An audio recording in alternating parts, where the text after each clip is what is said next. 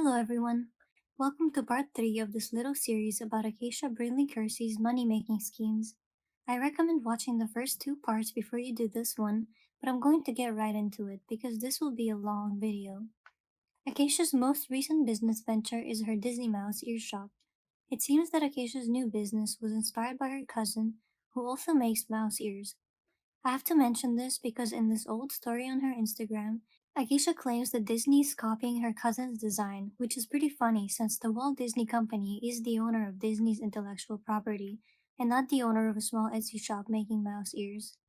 Being inspired by her cousin and thousands of other creating similar headbands is probably why Acacia decided to make ears herself rather than coming up with an original product to sell, which is a big improvement from straight up stealing, repackaging, and reselling someone else's.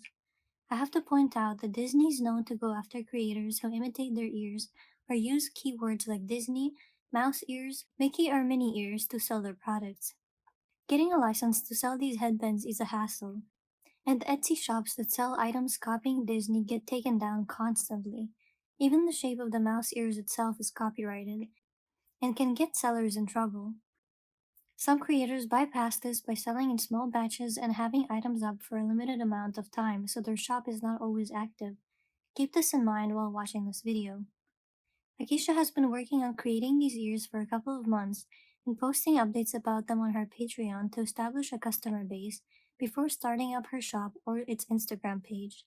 She said she wanted to keep this business anonymous at first, yet posted about it to her fans and shared every step of the creation process with them. I don't know how she expected to keep this business anonymous, since the only people she advertised to were her own fans, who are bound to tell other fans, and everyone was going to find out it's her because so many people still keep up with her. I mean, I'm making this video for a reason. She even admitted later that staying anonymous is pointless because everyone who follows her knows who she is, something she made sure of when advertising exclusively to her fans. Acacia's refusal to properly acknowledge her actions and take accountability in front of her audience in a big way is what's causing people to continue following her activities. Her whole existence online feels like a big social experiment. You never know what's going to happen next. She knows that even after quitting her role as an influencer on her main platform, if she started selling ears without her name being attached to them, the sales she would make would not compare to what she could make if she used her status to promote them, and later on even shared her new business on the platform she left last year, while hiding behind her phone. It's interesting to see how privileged Acacia still is after everything she's done, and how she still uses social media to make money, even after she said it's done so much harm to her, instead of just getting a job in the real world where she doesn't have to rely on an audience of people. Honestly, it's really fascinating to me to see how someone that so many people looked up to and idolized, and who was living a lavish lifestyle most people will never be able to have, who's a mother and wife, can have so little real life experience. It really shows that her parents did a huge disservice to her, and by extension her family, by pushing her to be a performer and online personality, hoping something will come of it, instead of insisting on teaching her basic life skills and making sure she is a grounded, down to earth person first. I made a video about Acacia's father, Rich Clark, before, but I don't think I really went into detail about how his nasty attitude, enabling, and grooming led Acacia to where she is today. I will talk more about it in a follow up video on him I'm planning to make, but for now, let's get back on topic. So, after Acacia announced her mouse ear shop, the first post she's posted on there was announcing the first drop date for the ears, followed by two more posts teasing the drop date leading up to it. I'm sure small business owners watching this video are internally screaming right now. I know I am. I don't think I need to go into detail about how privileged it is for a first post in a new shop to be about the product release date rather than showing off the products, the making process, the quality of the product, durability, etc. This is giving the same vibes as the Ace family's first ever video being a Q&A. But this was Acacia's chance to show her growth and how she's changed after indefinitely quitting her role as an influencer and prove to her fans and critics that she is capable of changing herself for the better and breaking old cycles. Unfortunately, it seems like she still needs time to do all that because right away old patterns started becoming obvious. When her original shop logo had the Mickey Mouse logo on it, which is trademarked and copyrighted, meaning it's Disney's intellectual property and only Walt Disney Company can use it, and also an image of a blanket and a font, which both have to be licensed before use. Like these fonts I licensed for my videos before I even had the possibility of making money on this channel, whereas Acacia was guaranteed to make money from her shop right away.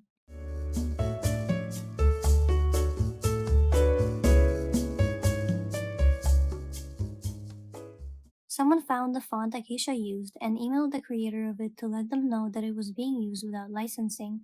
They confirmed that using a font without licensing is for personal use only, meaning it's okay to use as long as money is not being made off of the products it's promoting. The logo as a whole was a huge liability, and after it was pointed out to Acacia, she changed it to this logo instead, and eventually to a photo of herself. In true Acacia fashion, she already had stickers made with the first logo she created before even starting her shop's Instagram, and I wonder what happened to the rest of them after she stopped using it. I have to say, I'm shocked that someone who's been an online personality and creator for nearly a decade doesn't know about things like these, especially after she's already stolen, repackaged, and sold someone else's products in the past and got in trouble for it, to the point of having to leave the platform where she was making her main income.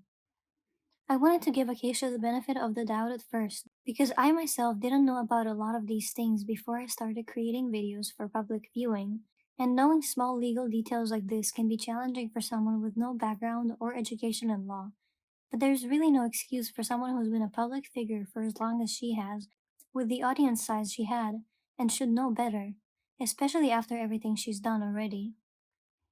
In these messages, Acacia also says the tutorials to everything she does are available on YouTube, confirming once again how unoriginal she is, because how hard can it be to hot glue some fabric to cardboard and add a little padding? Speaking of which, she confirmed she will be using the no-sew method, meaning hot glue, which isn't durable compared to sewing or fabric glue, and deteriorates over time even if it seems to hold up at first. But I guess not everyone did arts and crafts as a child, and lack of experience can make you believe it's durable enough to create a long lasting product. Akeisha posted on her story telling her followers to ask questions about the ears and general business, and this is what they were and Akeisha's responses to them, some of which are still up in a highlight on her Instagram page.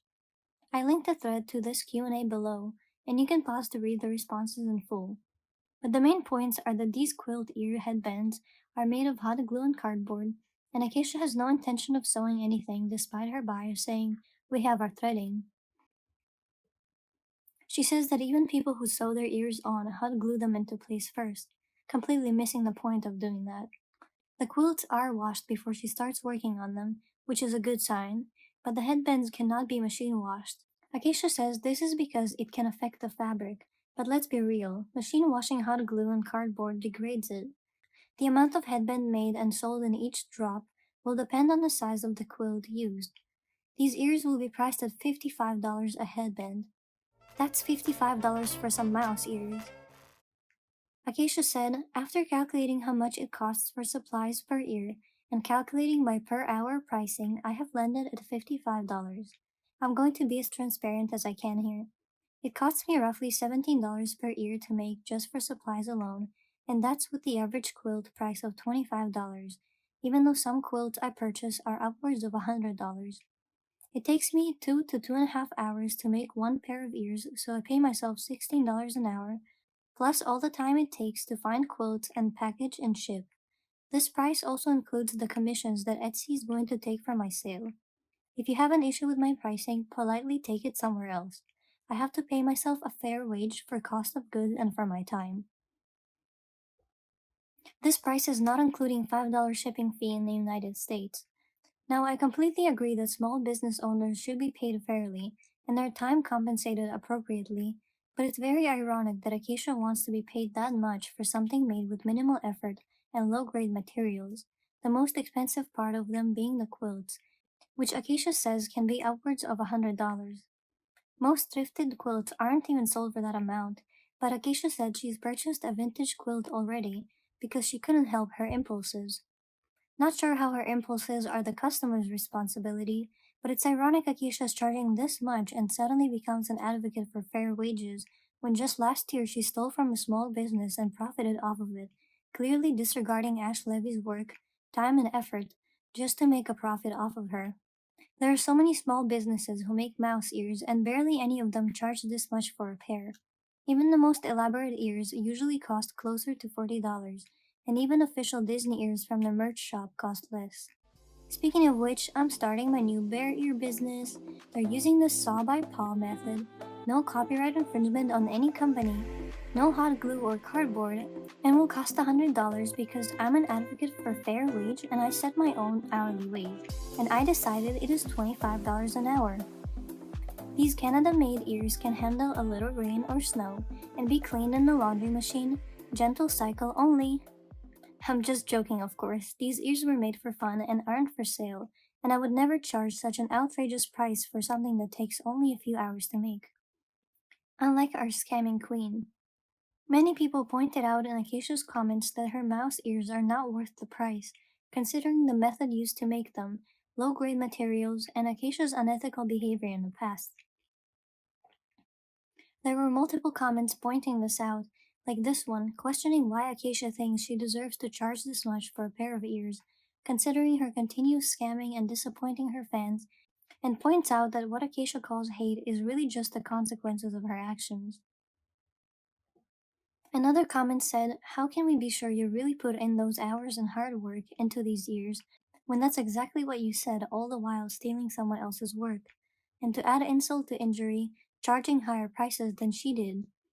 Bet you didn't consider the importance of someone else's fair wage when you did that, huh? The ears slash Disney ears is already a really niche market, and with your quality slash prices compared to others, Disney themselves charges less. Plus your reputation as a literal scammer. We remember the other stuff too, not just the presets by the way, which you still have never acknowledged. Leaves very little to admire about your ears slash business slash brand as a whole. And I know you mentioned that Disney can afford to charge those prices, but that's not the point. The point is your ears aren't worth $55. It continues to question the materials Acacia uses, their durability, and pointing out that she can't get away with bare minimum boring content like she used to in the past now. In true Acacia fashion, she deleted most of these comments calling her out and posted on her story pretending to be a victim again. She said, if your intentions are to name call, gaslight, want nothing but failure, or have intentions to cause harm, you will be immediately blocked. I have always been gaslit into believing that I had no right to block people who were clearly spewing hatred at me. I will not allow that. I have boundaries. I really hope that you can see that following just to hate and verbally harass is only causing harm to all parties involved. I will not be spoken to that way. If you don't like something, don't follow, don't buy. I am open to ideas, questions, and important conversations, but my pricing of my own time is not up to debate. Only I can decide how valuable my time is. I am not harming anyone by being here, yet. And I am not doing anything wrong, and you cannot shame me into thinking otherwise. I will be continuing on as planned.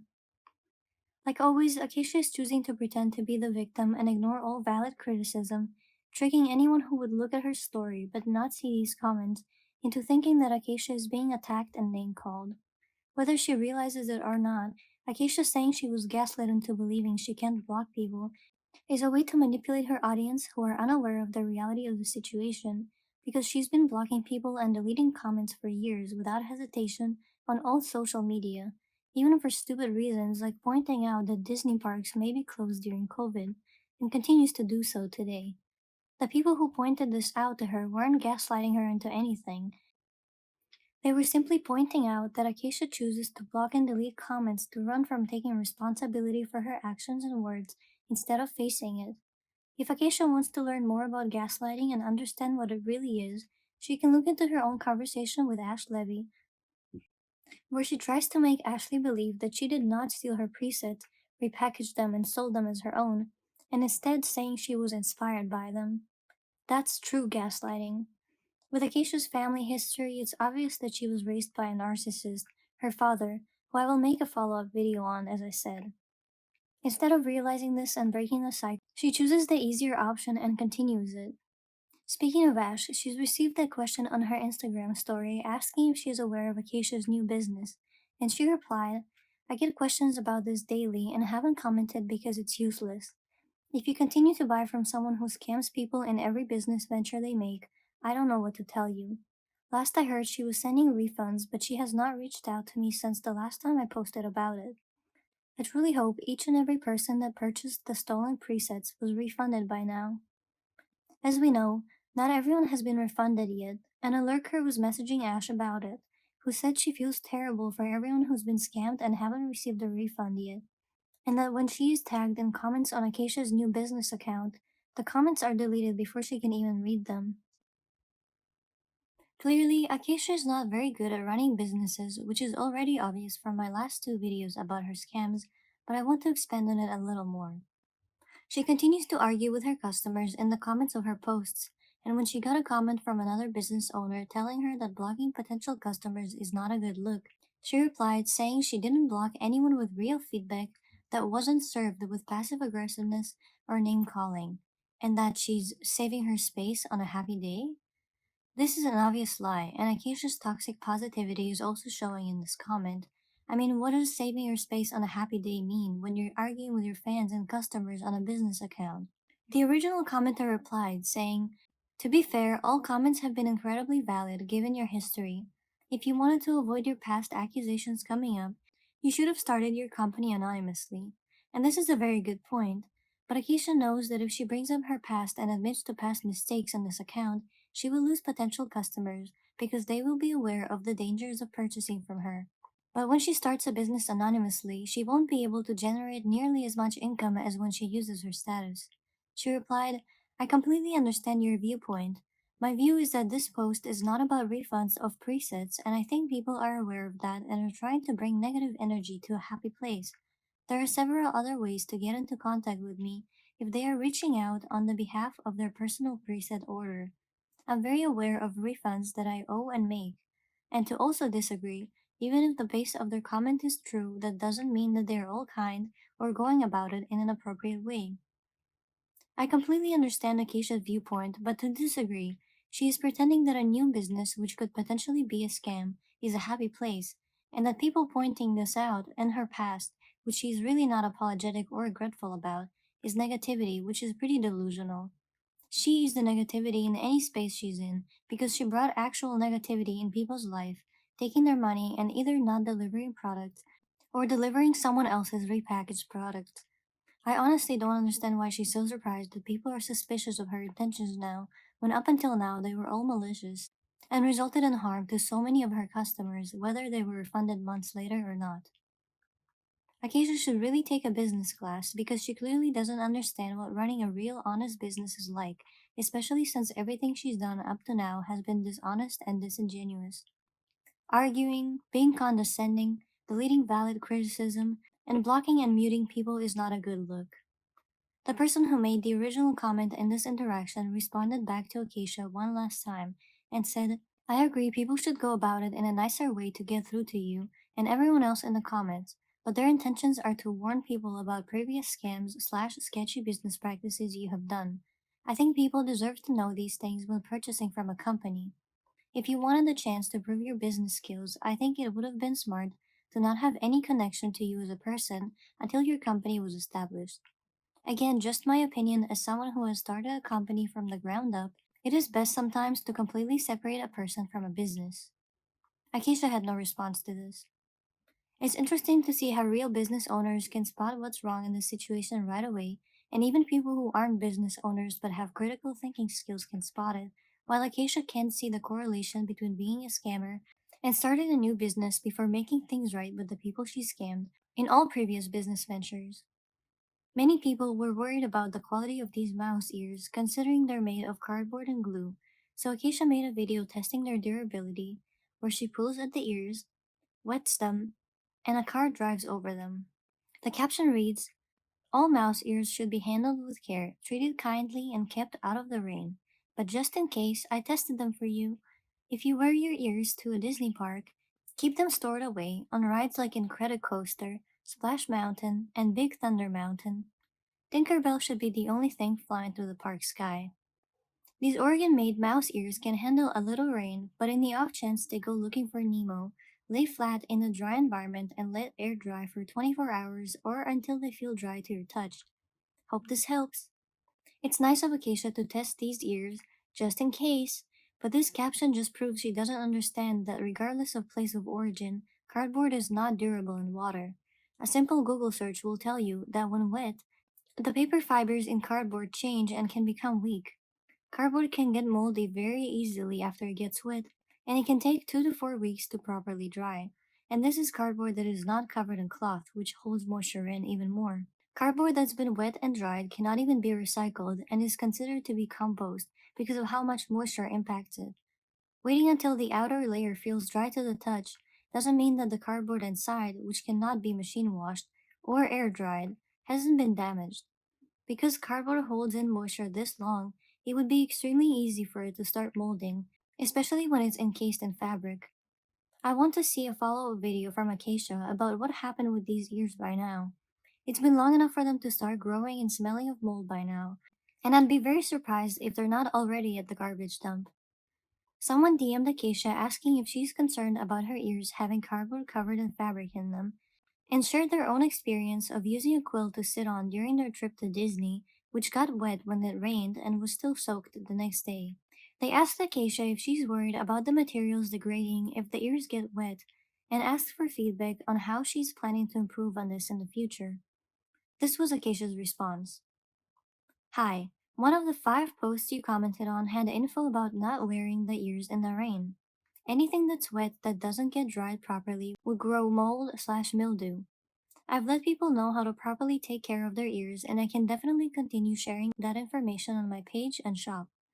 Once the ears are in the buyer's hands, it's their responsibility to put love and care into taking care of them if they'd like them to last long. Once again, Acacia is completely missing the point and insists that her method of care for the ears will ensure they will last a long time, ignoring what we've already learned about cardboard and quilts or any fabrics when they get wet. Both of these materials will not dry in 24 hours, and Acacia's method of care for them and the durability test is completely deceiving. She's saying that once the customers receive the product, it's their responsibility to care for them and ensure the quality stays the same, even if the materials are low grade. The care instructions are deceptive, effectively shifting the blame on her paying customers. But some customers still fell for the durability test, one saying, "So after seeing the durability, I think I'm gonna try and snag them on the second or third drop so I can save up for them. My only concern is shipping due to your past. Will you be doing refunds if we don't get our ears?" Acacia replied, "So happy to hear that. Also great question. If I don't send your package out and or you never receive your package because of something I did wrong, you will be fully refunded. Let's hope so." Acacia's previous customer who purchased her children's book replied to this comment, and they said, "What about all the people that ordered your book and never got their product or a refund?" Acacia's reply was that everyone who ordered the book got it, and the 2 people who didn't because of an error on her end got refunded. She got a reply back saying, "Why lie though? I'm one of those people who ordered a book, never got a book, never got a refund, and was blocked on all platforms for simply just asking what happened. I can genuinely say there are more than 2 people. It's unfortunate." Acacia said that to her knowledge, she is not lying, and that if you have your order information, you are more than welcome to send it over in a message. All orders have been sent or refunded from our end as it shows in the system. I'll be awaiting your info. This is right on character for Acacia. Pretend she is not lying and open to making refunds, even though the system shows all refunds have been made. I don't know what system she's talking about here, but if she's getting messages for months, even years about not getting a refund and ignoring them, the system must be her brain. The response she got back was, "I've sent it over 6 times already, Acacia, all end with a block or no response. Please stop lying just to save some face. Honestly, I just assumed someone would right their many wrongs before yet another business endeavor. If someone decides to trust you with the history you have, that's on them. All the best." After this, Acacia muted the comments of the original commenter. She's clearly going to keep denying that she's done anything wrong and refuse to reach out to the customer privately herself or provide any kind of customer service or care unless she can play it up publicly, which she did, continuing to reply to the comment with, "Kind of confused by this message. I'm letting you know from the software's back end, there are 0 missing or outstanding orders. I haven't blocked a single person for asking about an order, ever.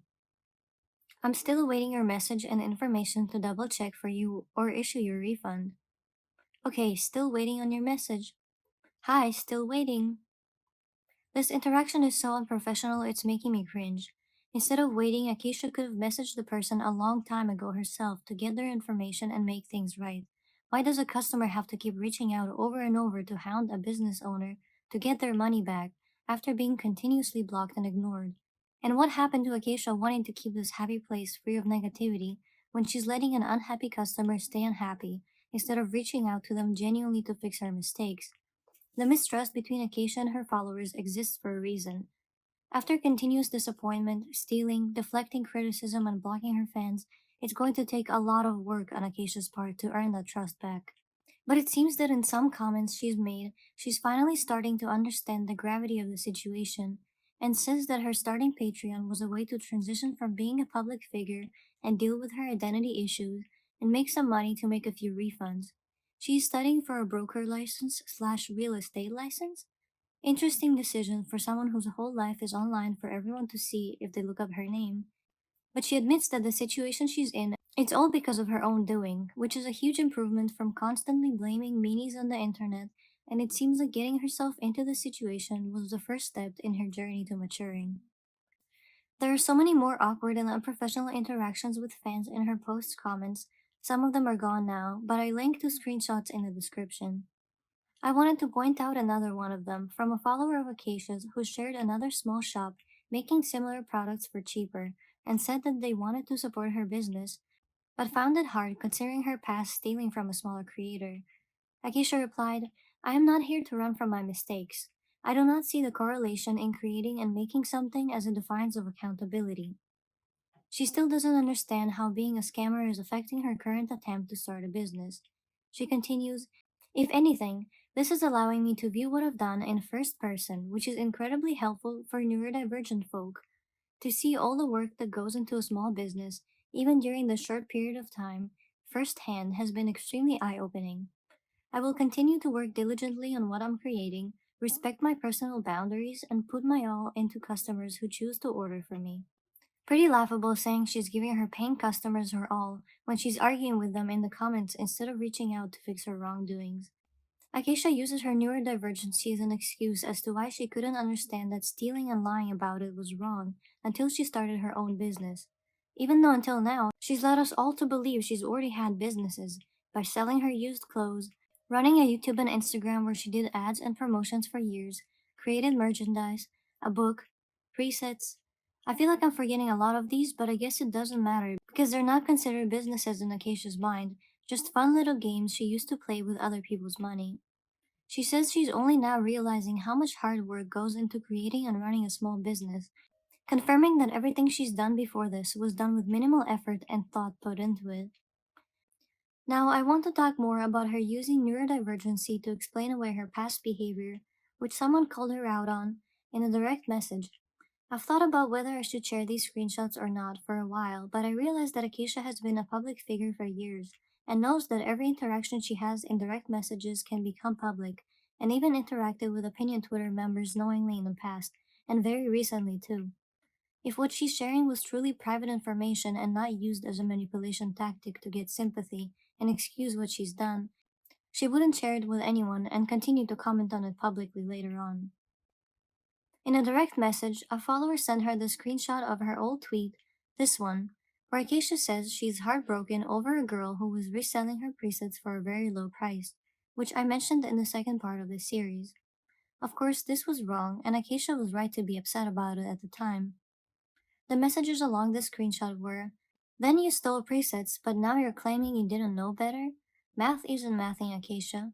How dare you say being neurodivergent made you this way when you knew better years ago? To which Acacia replied, I never claimed I didn't know better until now. Being autistic means for me that sometimes it's incredibly difficult to relate to people unless I have a first hand experience. Acacia using autism as an excuse for stealing someone's work and profiting off of it, secretly trying to get away with it, was very upsetting to many people and rightfully so. While individuals on the spectrum can have a hard time relating to situations that they haven't experienced themselves, features of autism do not include lack of a moral compass. Not being able to relate to another person has nothing to do with knowing that stealing someone's work and profiting off of it is wrong. In this message, Acacia basically says that she knew better, But autism prevented her from being able to relate to Ash when she was upset by her presets being stolen and resold for a higher price. To me, it sounds like sociopathy. The screenshot sent to her clearly shows Acacia being upset and heartbroken over her own presets being resold over a year before the preset scandal, which means she's already experienced this feeling before. This kind of narrative is extremely harmful and stigmatizing to autistic people and the autism spectrum disorder as a whole, which is already stigmatized enough. Following this logic, autistic people have no morals or empathy for others, which is obviously wrong because autism is a spectrum and every autistic person's experience is different. But Acacia has already been through someone reselling her presets and should have been able to relate to Ash, which means this logic is flawed, obviously. I would love for my viewers who are on the spectrum to let me know your thoughts about this down below. Some people were speculating that Acacia hasn't been officially diagnosed, and their doubt is not surprising considering all the lying and manipulation Acacia has done in the past, and the difficulty of the process of diagnosis. In case you're unfamiliar with how the diagnostic process works, getting an assessment for ASD can have a wait list of up to 5 years, depending on the area where it is taking place, and a diagnosis can cost several $1,000s.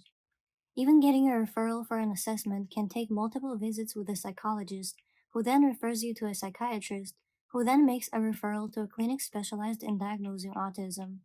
Of course, many people are unable to access the resources to get a proper diagnosis, or spend thousands of dollars to get diagnosed quicker. Acacia is privileged enough to pay for it up front, and she shared her diagnosis of ADHD in the past, which has very similar features to autism, but the two can also have comorbidity. The topic of getting an official diagnosis and whether it's necessary at all is a controversial one in the community. There are many advantages and disadvantages to getting an official diagnosis as an adult, but luckily benefiting from strategies that work for neurodivergency does not require an official diagnosis. I'm not a mental health specialist and only know about autism from my own experience and research, as well as further conversations with people from the community. I linked an article about helpful strategies for adults on the spectrum down below, as well as an article about the harm of autism speaks and other resources to help understand this disorder better.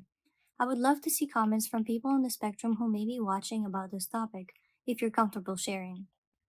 I personally would like to believe what Acacia is saying and believe her diagnosis, but I see how everything she's done so far is making it hard, and especially when at the end of this DM conversation, she denies her own words and feelings that she's had just a few years before, making it even harder to trust anything she says in the past and now, which I will talk about. Acacia continues, I have never been a small fish in a big pond. I have never put all of my free time, energy, and passion into something like this before. And she's right, she's always been a big fish in a big pond, using her fame and privilege to make a profit for years. But at least she admits that all her business ventures were a sham, and that she's never put this much energy or effort into anything she's done, further proving she was never a small fish because everything came so easily to her. The person who messaged her replied, but someone tried to sell your presets that you made and passed them off as their own, and you felt anger, which then you later did to Ash. Acacia says she does not remember the situation, giving small fish energy, more specifically, a goldfish, and clarifies she does not remember the situation where someone did something to her screenshots. I think she means to say presets. Regardless, she's referring to the situation the messenger brought up in the screenshot they sent. They say this was when you first started selling presets, even reminding her of the exact time this happened. To which Acacia replied, I do not remember it. I see that I said it, I do not remember that I said or felt it. So she's saying that even though she's seeing with her own eyes that she said that she was upset and heartbroken, she doesn't remember saying or feeling it. Basically, she has no responsibility for her own words or actions in the past or present because she won't remember or feel like she said and done them after some time has passed. Acacia not taking responsibility for her own words and actions, even if she doesn't remember them, makes it hard to trust anything she says and does. If she doesn't validate herself, how can anyone else validate her? Later on, people found out that Acacia was commenting on a TikTok relating to autism, saying she's about to discover her new diagnosis. Afterwards, someone commented on her Instagram post and said, Acacia, I love you, but please stop posting how you think you have autism based on TikToks because it's honestly cringe to people who are going through the same thing but aren't legit posting out loud about it. As for your ADHD, you can easily see a psychiatrist about that and get diagnosed. It's seriously not meant for social media, especially when you have the money and access to legitimate resources to get tested, diagnosed, and prescribed. Thanks. Agisha replied, Hi, I appreciate your honesty. However, it's not fair to shame someone based off of your assumptions. I've been diagnosed with ADHD since I was about 8 or 9 years old, have seen many psychiatrists, and took meds since late elementary till the end of high school. ADHD and autism are not a joke to me. My journey with my diagnosis is not something I'm comfortable with sharing yet because I know people will tell me I'm wrong, even when I know myself better than anyone else. I think TikTok can be a great resource to help people understand themselves and know they're not actually alone and when they should seek help. And I agree with that. TikTok can be a good starting point to understanding yourself better and figuring out if you should go seek further professional help and assessment. But Acacia saying she knows herself better than anyone else was another thing that added to the already existing doubt in her. It's clear that Acacia has been struggling with many things for a long time. Whatever the case may be with her diagnosis, I think continued therapy will be very beneficial to her, because whatever is going on with her, she clearly needs help. I think what Acacia is starting to learn about now is her privilege, and how hard it is to make an income when starting a business anonymously, without using her already existent platform to promote it, which is probably why she ended up sharing her so called private new business in the story of her main account, promoting the second drop of the mouse ears on her main platform after pretending to quit social media, where she knows many people are waiting for her to return. After posting there, the follower count on her business account went up, and it's still growing today.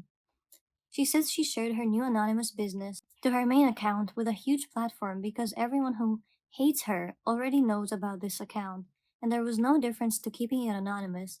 But let's not kid ourselves. She admits everyone who was following her on there knows who she was. If she really kept it anonymous from the very beginning, not telling anyone that she's even started it, she wouldn't have the opportunity to make as much money compared to what could be made when she uses her already existent large platform to support her. Not to mention, now more of her fans know about what she's up to and are ready to come to her defense when needed. Looks like she's not ready to let go of her past and the platform and influence she's created for herself as a teen, but she is starting to listen to some criticism. In the first product posting for her ears on Etsy, Acacia only included one single photo to sell 9 separate items that look completely different from each other. When her fans asked her why she is doing this in her comments, Acacia said this method of listing is common, which is true when all the items being sold are identical, and that she enjoys the surprise and randomness of it, disregarding what her customers enjoy and want to see, and not realizing how deceptive it is to not show more angles and pattern variation in items that cost $55 each. Still, after being passive aggressive in her interaction with the fans and acting like she's right and getting a surprise for $55 instead of the product you're expecting is what her customers want, Acacia went on to add more pictures, including a photo of all the headbands together and a video of the back and front of a pair of ears to her second listing, which shows that she realized that the customer is not always wrong. Even with all the small improvements, at this point it seems Acacia has become a full-blown lolcow and has a long way to go before she shows real character development, and an even longer way before she is ready to acknowledge her past mistakes or make a real apology that isn't served with victim complex, shifting blame away from herself, or passive aggressiveness, if at all. I won't be holding my breath to see that happening, because she's had years to learn and grow already, and I'm questioning if she's capable of that, as I'm sure many of her past fans and critics are too. But I hope that for the sake of her family, Acacia realizes that she is the negativity in any happy place, or any place at all. She is the first to claim to be a positive, holistic mama, but will do literally anything besides take accountability and apologize for what she's done properly. The first step to creating peace and true happiness within yourself after you've done nothing but hurt everyone around you, which in turn has hurt you. Something she doesn't seem to realize, saying that pointing out her unaddressed past behavior is causing harm to all parties, when really she's only causing harm to herself. I really wonder why she insists on playing victim and avoiding talking about what she's done publicly and openly, but the only conclusion I can come to is that she is too prideful and embarrassed to admit to anything. I hope that at least privately she's working on herself and one day replaces toxic positivity and fake perfection with real confidence, enough to address what she's done properly. I still have quite a few videos planned about her because the Acacia lore goes deep, and as someone who's used to be a fan and has been following her for a very long time, I feel like I've become an Acacia historian and I still have a lot to say and expose about her online presence. But for now, I will take a break from Acacia content for a little bit and move on to other creators and topics that I've been planning to talk about. Let me know your thoughts about this video and thank you for your patience with this small series and the support on my channel as a whole. I really appreciate it and I hope I can create videos that continue to entertain you. Thank you for watching. I'll see you in the next one.